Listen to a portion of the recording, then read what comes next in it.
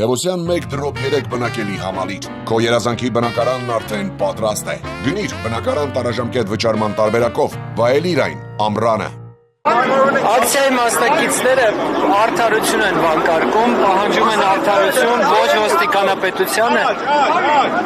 Ինչ խնդիր կլուծվի նմանատիպ ակցիաներով ձեր դիտարկմամբ։ Որպեսզի արդարությունը չծնի նոր անարդարություններ։ Քանի որ մենք տեսնում ենք խտրական վերաբերմունք, տեսնում ենք նաև այս ամենի մեջին քաղաքական դրդապատճառներ, որը իշխանություն բռնազավթված ուժը իր վերաբերմունքն ցույց տալիս Արցախից տեղահանված ժողովրդի նկատմամբ։ Հիմա ես այստեղին չի համարեմ, որովհետև մեր համաերկրացու նկատմամբ ֆիզիկական հաշվեհարդար են տեսել։ Ես հարց եմ բարձրացնում, միթե Հայաստանի Հանրապետությունում պատասխանատվության այլ տեսակ չկա, քրեական,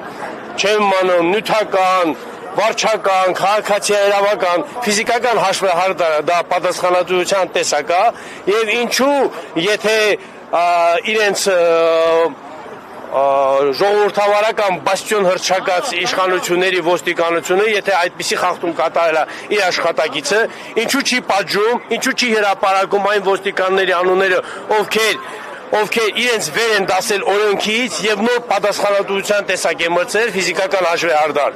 արցախցիների նկատմամբ։ Բայց նաեւ կա հակառակ կողմը։ Արցախցիների բողոքները, արցախցիների հայցերը երբեք չեն ավարտվել դրական պատասխանով։ Բազմաթիվ անգամ գողությունների մասին, տարբեր տեսակի հանցանքների մասին արցախցիների տեղյակ են պահել ոստիկանությանը, որ մի հարցնա դրական պատասխան տրել, ոչ մեկը։ Եվ հակառակ կողմում չկա, իսկ մյուս կողմում էլ այսպիսի հաշվեհարդար ենք մենք տեսնում։ Սա քաղաքական պատճառները կան, այն է, որ նույնիսկ իշխանական պատգամավորները հայտարարում են, որ խաղաղության օրակարգի մեջ չպետք է լինի ղարաբաղցիների վերադարձի հարցը, եւ նման կերպով ամեն ինչ անում են արցախցիների քանակը Հայաստանի Հանրապետությունում քչացնելու համար,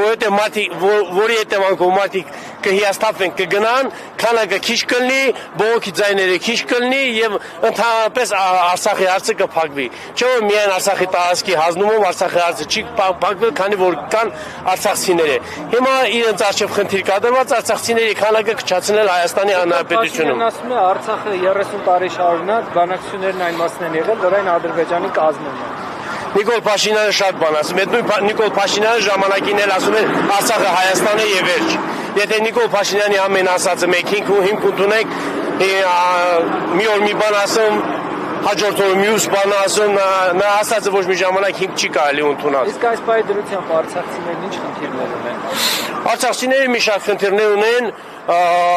առաջինը նայեք, որ վերադարձը դա Արցախի գերագույն նպատակն է, արցախցին է, որ վերադարձ պետք է լինի եւ վերադարձի ապահովման համար հենց առաջին նախապայմանը արցախցիներին Հայաստանի Հանրապետությունում պահելն է, որովհետեւ մնացած երկրներից վերադարձի հարցը այդքան հնչեղ չի հնչելու, ինչքան Հայաստանի Հանրապետությունից։ Այս հիմա հակառակ իրավիճակն ունենք, որովհետեւ սոցիալական խոչընդոտներ է ստեղծում արցախցիների հանդեպ եւ այդ սոցիալական խնդիրների որ ծառանում է Արցախի ընտանիքների նկատմամբ եւ մարդիկ ստիպված են լքելու Հայաստանի Հանրապետությունը։ Մի մասին էր որոշակի բաներով լրացնելու են աշխատանքով, չեմ անում բնակարանով եւ այլն եւ ընդհանրապես Արցախի հարցը դուրս հանեն այսպես կոչված խաղաղության օրակարգից։ Եվ